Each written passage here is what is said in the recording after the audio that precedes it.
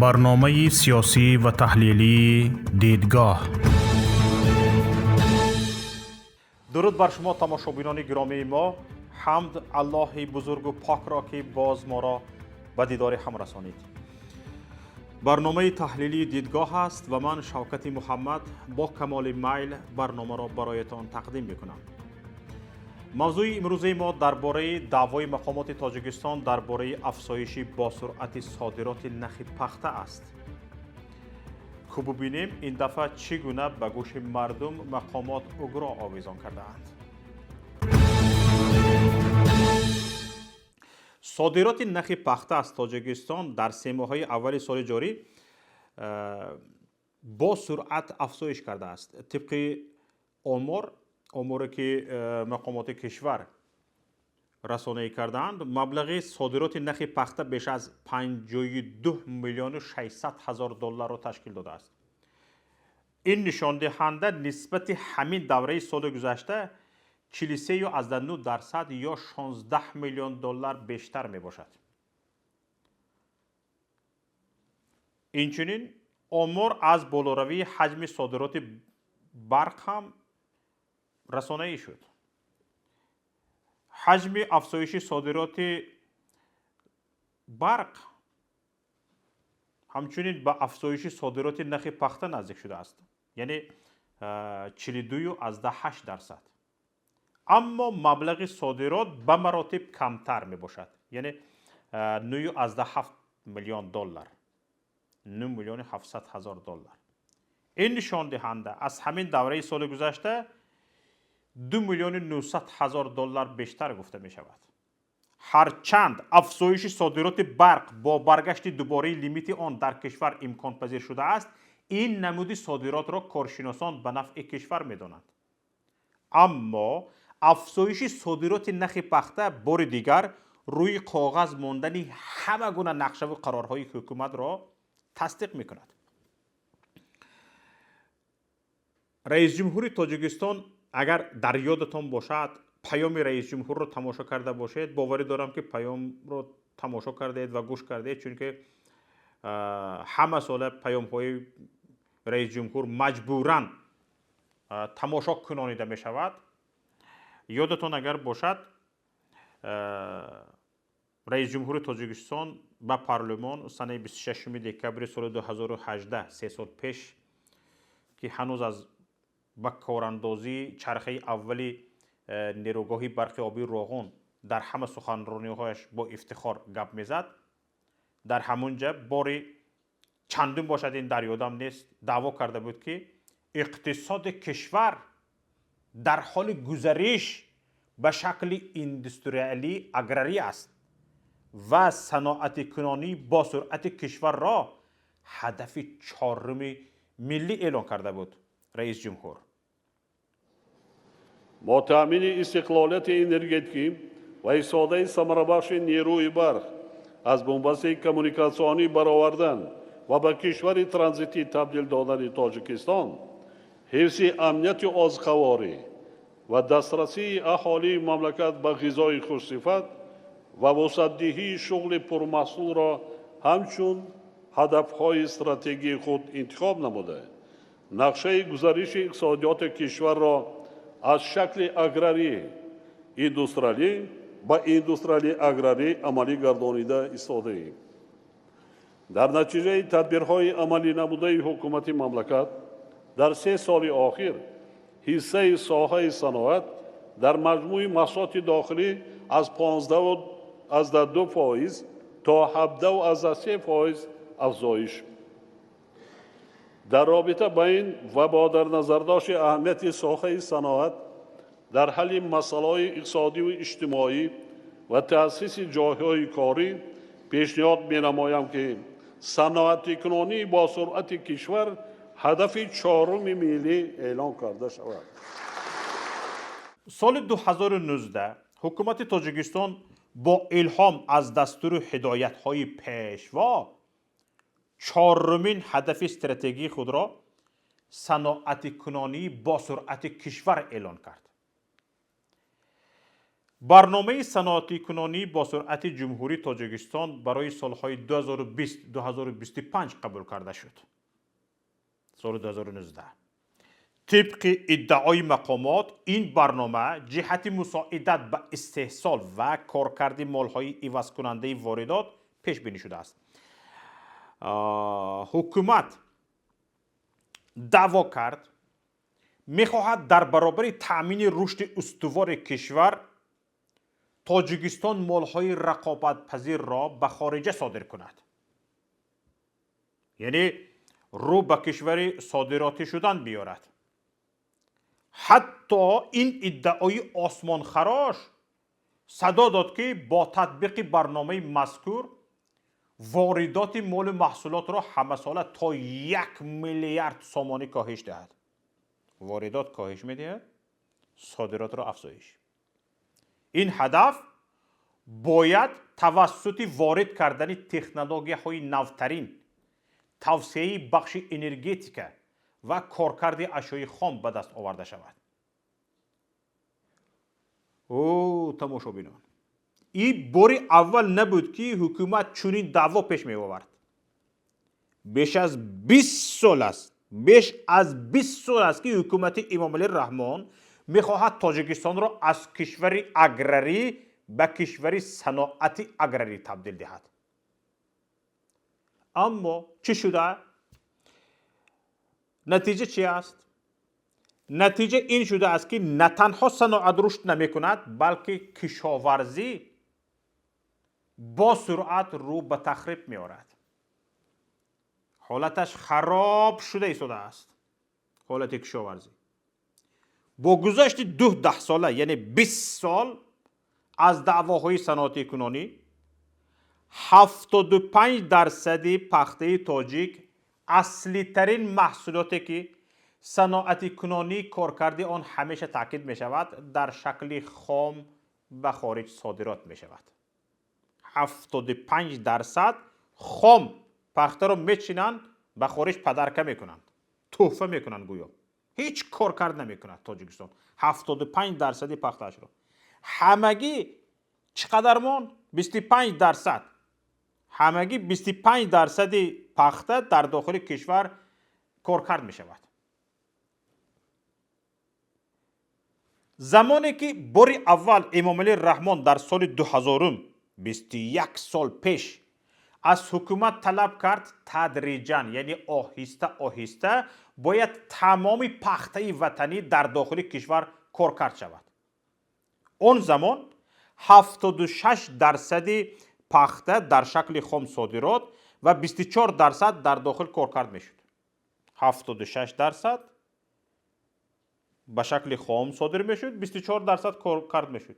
یعنی در 21 سال از سال 2000 تا به امروز در 21 سال حکومت امامعلی رحمان توانسته است کارکرد نرخ پخته در داخل کشور را 1% افزایش دهد. 76% بود صادرات خام، 75% شد در 21 سال.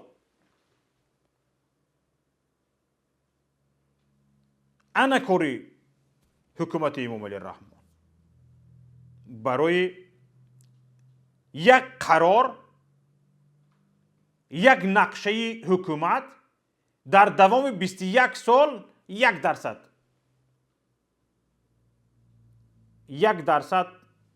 رشد کرده است.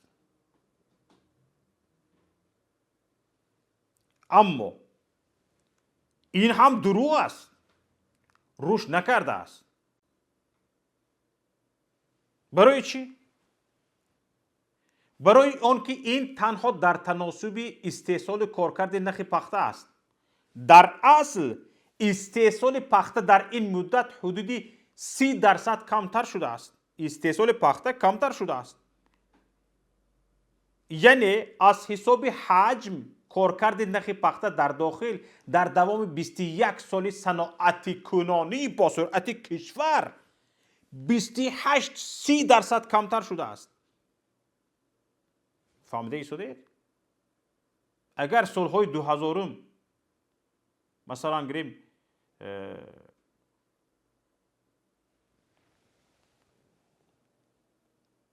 100 1000 تن پخته میگرفتن، حاضر 70,000 تن پخته میگیرن. یا که 1,000,000 تن پخته میگرفتن، حاضر 700,000 تن پخته میگیرن. مثل همین به طور مثال، حالا در رقم در یادم نیست. انا کو ببینید افزایش 44% نرخ پخته در 3 ماه اول سال 2021 در حالی است که وزیر نوی صنعت وزیر صنعت تاجیکستان شیرعلی کبیر که رسانه‌های حکومتی از شیرعلی کبیر چون وزیر جوان و کاردان یاد میکنند، در نشست مطبوعاتیش از به نهایت سست رشد کردن صنعت سبک در کشور اظهار نگرانی کرد. گفت که صنعت سبک در تاجیکستان به نهایت کند رشد میکند. شیرعلی کبیر گفت که در قرقیزستان که پتانسیلش از ما پایان‌تر است، در صنعت سبک 158,000 نفر کار میکنند. در ما این نشان دهنده چند برابر کمتر است از قرقیزستان همسایه. شیرعلی کبیر گفت که ما باید در این سمت کار کنیم، به خصوص در کارکرد پخته و ابریشم. اکنون با گذشت 3 ماه از دعوای وزیر نو معلوم می شود که چگونه شیرعلی کبیر در این سمت کار کرده است. خوب، تماشابینان عزیز، حالا برای باز هم بیشتر از این حال باخبر شدن، ما به برنامه نفری را دعوت کردیم که سابقه کشتکار و غونچین پخته را دارد. سلیم جان سلطانزاده، زاده ناحیه ظفرآباد، حالا مهمان برنامه ما هستند. با اظهار تشکر و خوش آمدید، اولین سوال من به سلیم جان این است که چون تجربه پخته‌کاری دارید، لطفاً میگفتید که تا کدام حد پخته‌کاری به دهقان فایده دارد؟ سلام علیکم برادر شوکت. بله، من تجربه پخته‌کاری دارم. در ناحیه ظفرآباد که خود استقامت کننده آن ناحیه هستم و اون ناحیه کشاورزی است. ناحیه پخته‌کاری یعنی از بزرگترین ناحیه پخته‌کاری جمهوری تاجیکستان. در آنجا من در مدت سال 2010 خطا نکنم، یعنی در مدت 4 سال با دهقانی با پخته‌کاری مشغول بودم و از اول من تجربه نداشتم پخته‌کاری. در مدت 4 سال در داخل همین سیستم گشته کمتر باشدم، از آنجا من تجربه گرفتم. بله، اکنون فایده پخته‌کاری، دهقان پخته‌کار از فایده را از پخته در آن حالت می‌بیند که اگر در بیرژه جهانی نرخ پخته بلند باشد و این چیز نه هر سال و نه دائم میشه. یعنی در خاطر من هست شاید سال 2010 باشد که نرخ پخته در بیرژه جهانی بلند خسته بود و دهقان فایده خوب دید. اما در دیگر سالها میتوان گفت که این یک نرخ استانداردی میستد و فایده دهقان نه آنقدر خوب است. علل خصوص در ناحیه ظفرآباد حتی بسیار دهقانان مفلس میشوند. برای این بهتر حرکت میکنم به دیگر نمود زراعت مشغول باشند نسبت به برای در 1 هکتار رویانیدن پخته دهقان باید چقدر خراجات کند؟ اینا بینیده برای 1 هکتار زمین خراجات کرده پخته کاریدن دهقان زیر این فقط میگم در شرایط ظفرآباد است. تجربه من در حال حاضر زیر 10,000 سامان رصد میکند، یعنی خراجات میکند. این با این خراجات اون میتواند 20 سنتنر از هکتار پخته بیند، پخته به دست آورد که نمیتواند به دهقان فایده خوب بیارد. برای که دهقان خوب درآمد بگیرد او باید که 40 سنتنر یعنی 2 برابر زیاد حاصلش گیرد. بفهمید؟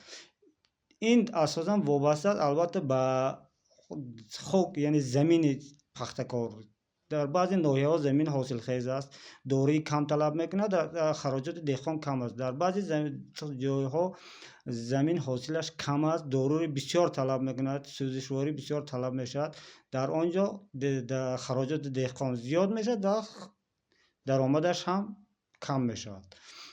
اما یک عجایباتش همین است که دهقان هر چقدر که خراجات زیاد کند، یعنی با سوزشواری، با دورواری، با مینرال، خلاص انداز همین قدر زیاد میسپارد از همون چیزی که او یعنی خریده است، باز بالایی که اون که خریده است با انداز میسپارد. فایده دیگر رو از این پختکاری نوع‌های پختکار می‌بینیم. فرضاً در ناحیه ظفرآباد آب با واسطه نسازهای آبکشی، ایستگاه‌های نسازهای آبکشی یعنی آب رسانده میشد با کانال، یعنی با خود آب با پای خودش جاری شده نمیاد، بلکه با کانال با نساز، یعنی یک خراجات کلان دارد. برای این دولت برای تعمیر آن کانال ها، نگاهبینی آن کانال ها، برای تعمیر پایگاه های آبکشی مبلغ جدا میکند. مبلغ هنگفت، اما اون مبلغ به نقطه اساسی نمیرسد. این هم یک پرابلم کشاورزی، پرابلم پختکاری در ناحیه است. از آن مبلغ که به نقطه آخر نرسید، دهقان با حق خودش را نمیگیرد، یعنی آبی که در کار بود نمیگیرد، حاصل کم میشود، دهقان ضرر میبیند. مبلغ از آن طرف برفت، انداز از این طرف بار شد، دهقان میشد پچق. دهقان پخته را کشت، پخته را برداشت، حاصل پخته را گرفت. آیا میتواند خودش آزادانه پخته را بفروشد؟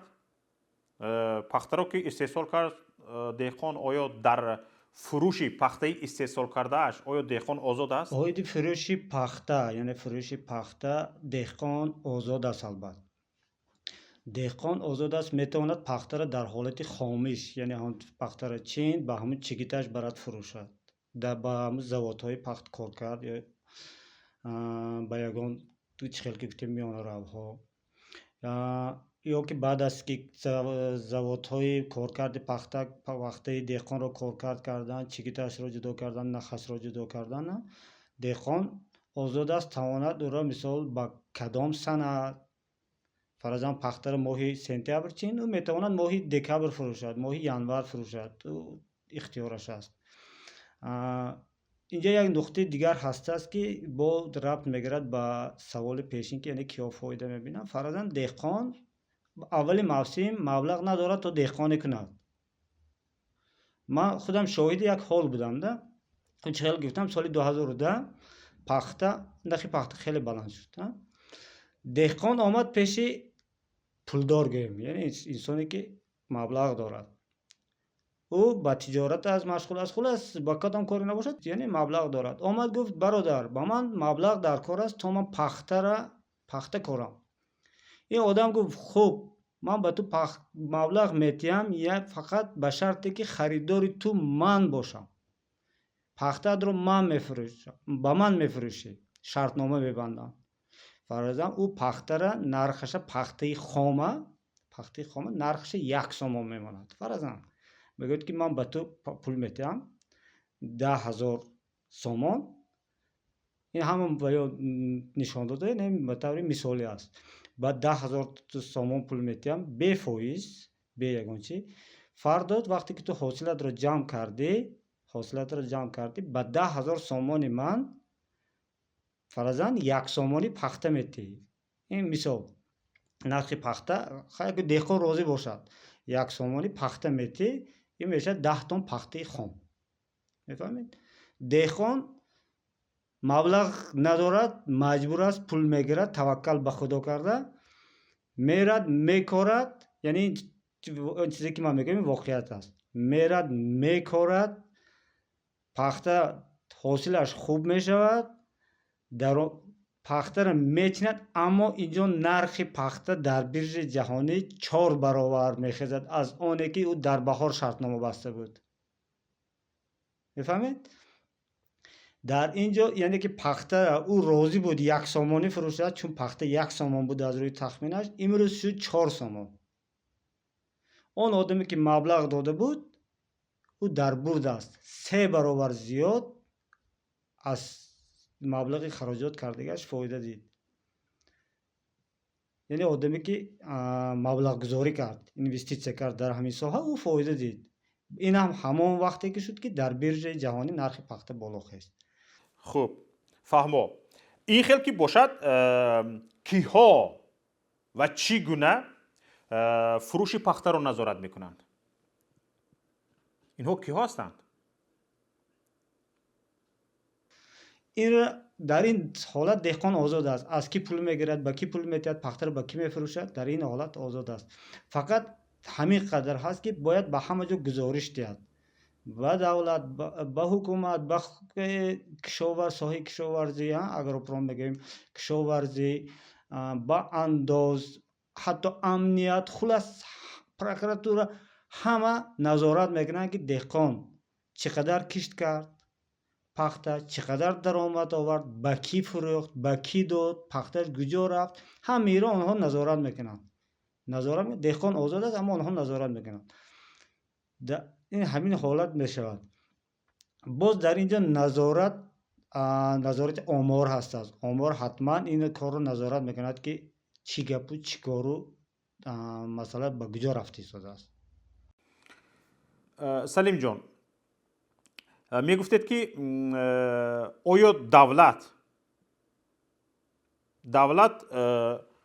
барои деҳқони пахтакор ягон кӯмаке мерасонад, ягон кӯмак мекунад, масалан гирем барои ниёзҳои киштикори пахта ва ҳоказоҳо ва ғунучини пахта? оё ки давлат кӯмак мекунад? Давлат фақат назорат мекунад дар муомалаи саф. кӯмаки давлат дар соҳаи кишоварзӣ рости гап зери сифр аст. Метавонад мегирад, аммо кӯмак надорад. Ман дар 4 соли деҳқоним аз давлат фақат як бор фоида дидам. ҳамонам аз идораи кишоварзӣ, вақте ки малах ҳамаро зер карду таҳдиди малах буд, даъват кардан 2 литр равған дод, 2 литр бахшиш равған дод, 2 литр доруи зидди малах доданд, то барои малах пошам. дар 4 сол ман 2 литр дору гирифтагӣ ҳастам. инро аз таҷрибаи худам мегӯям. дигар давлат фоида кӯмак намерасонад дар ягон соҳат. На сӯзишворӣ, на доруи минералӣ, на андоз, на об, ҳеҷ дар ягон соҳа умуман давлат ба пахтакор кӯмак намекунад. ин аниқ дақиқ аст. Давлат фақат мегирад. акнун чӣ бояд кард то соҳаи пахтакорӣ равоҷ ёбад, пешравӣ кунад? дуруст аст ки ҳастии қомати рости ҳар як давлат ин андоз аст. андозе ки аз пахтакор мегирад давлат, ин андози майда нест, андози ҳангуфт аст. барои ин давлат бояд як таҷдиди назар ба соҳаи пахтакорӣ кунад, назарашро тағйир диҳад, кӯмак кунад. ҳар чӣ қадар ки давлат ба деҳқон кӯмак кард, ҳамин қадар ҷавоби деҳқон вазбинтар, яъне сердаромадтар мешавад, хубтар мешавад, андозаш хуб месупорад. ин деҳқон ки сер шуд, ободии худи мардум аст. ин якум пешниҳод. дуюм он чизе ки давлат метавонад ва бояд кунад барои деҳқон, ин муайян кардани қарзҳои бефоиз барои деҳқон бояд ки муайян карда шавад. барои чӣ? вақте ки деҳқон чӣ хел ки дар боло гуфтам маҷбур мешавад ба пеши шахсҳои алоҳида рафта маблағ гиряду деҳқонӣ кунад, чунки маблағ надорад. дар аввали мавсим маблағ надорад.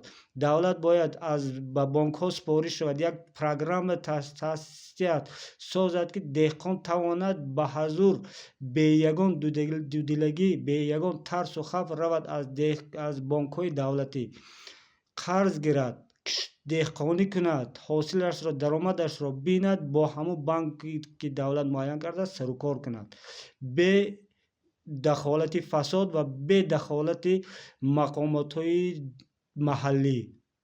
این دویم راه نجات خوجگی دهقانی است. سوم راه نجات این البته آب است. آب به آب دهقانی نمیشود. آب حیات است. همین خیلی فرضاً آب برای من این همه مسئله رو میگم در مقیاس ناحیه ظفرآباد دیدم. شاید در دیگر ناحیه ها مسئله آب سبکتر باشد. آب مسئله آب یعنی یکی از نقطه های اساسی ستون مهره همین دهقانی است.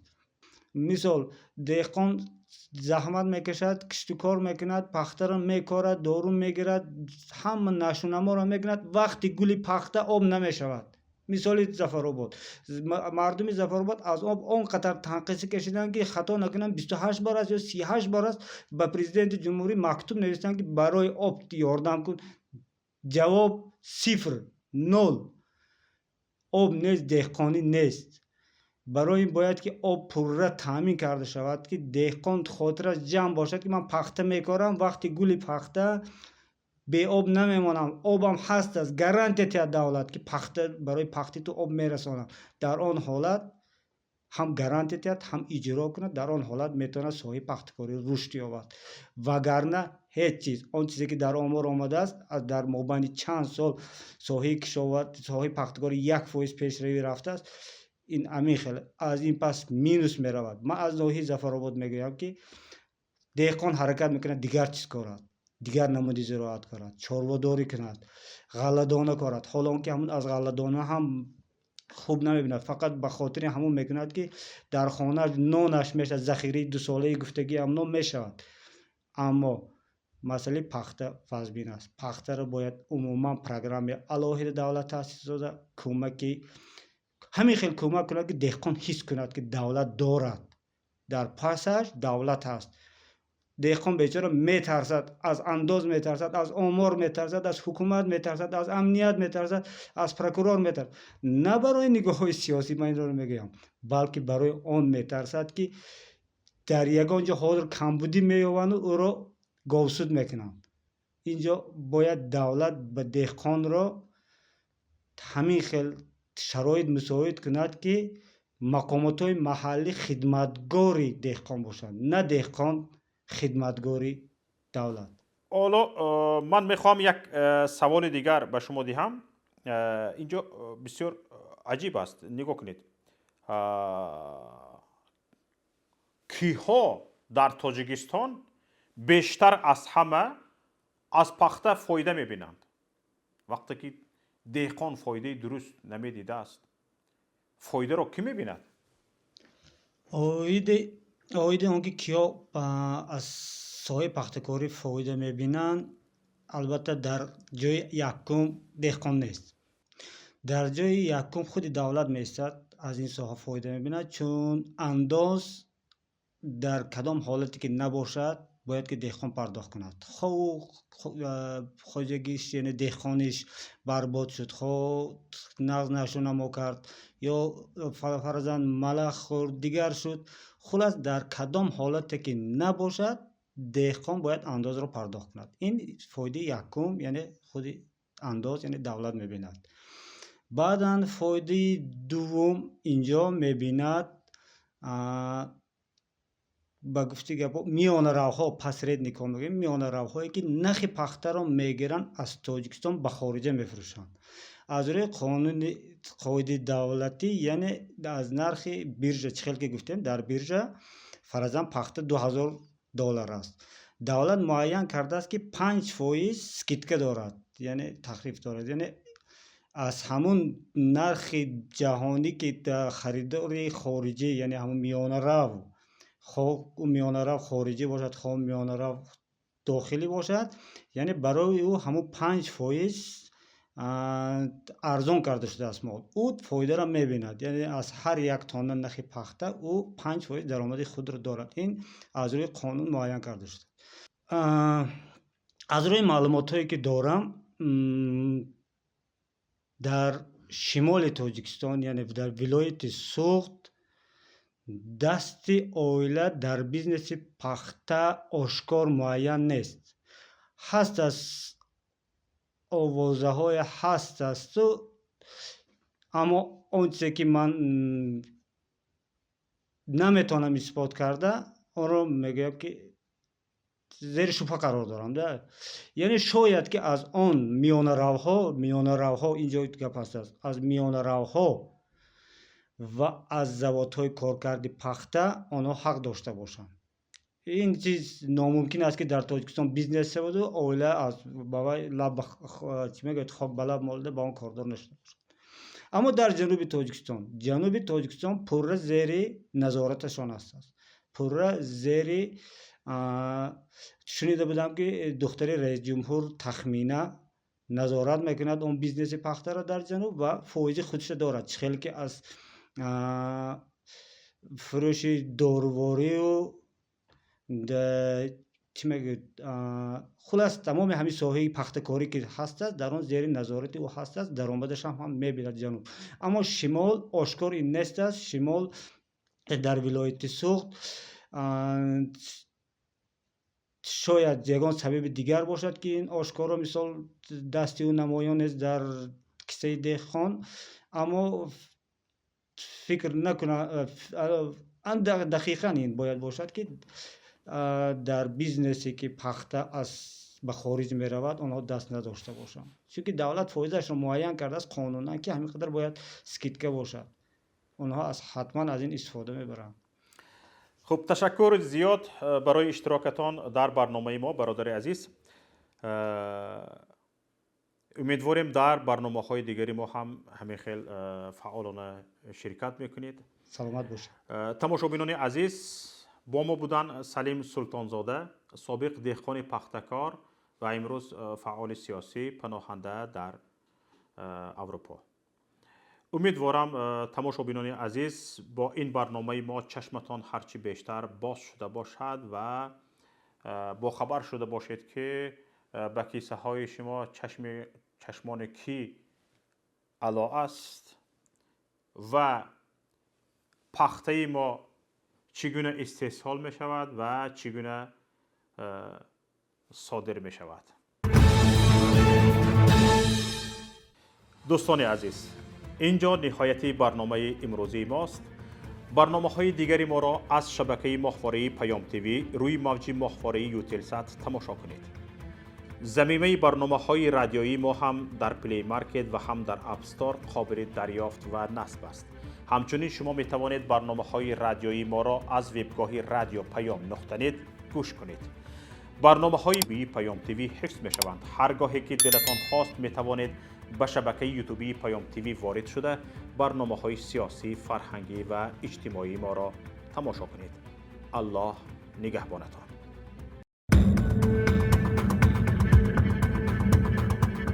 барномаи сиёсӣ ва таҳлилии дидгоҳ.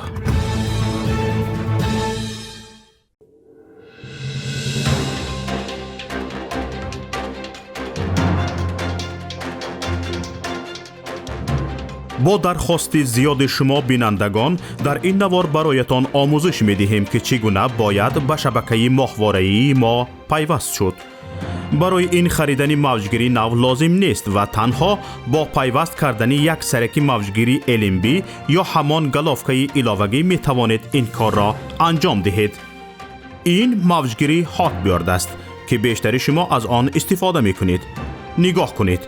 ҳотборди 13 дараҷаӣ ва ин ҳам шабакаи PMC Мануту. бо ҳамин мавҷгир шумо метавонед ба моҳвораи Ютелсат пайваст шавед. барои ин як дона сараки мавҷгирӣ лозим дорем, як дона дастақайчӣ ва як дона хамут. дастақайчиро бо хамут рӯи сараки мавҷгирии ҳотборд мечаспонем. симро бо LMB Ютелсат пайваст ва сипас танзим мекунем.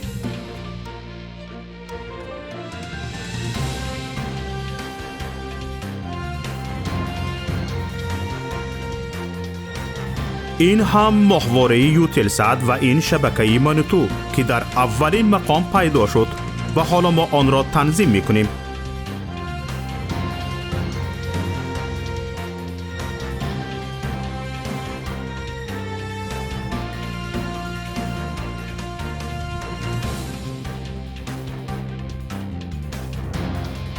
اینک ماهواره یوتلسات تنظیم شد و چنانی که میبینید فاصله بین هر دو سرک موجگیری خیلی کم است.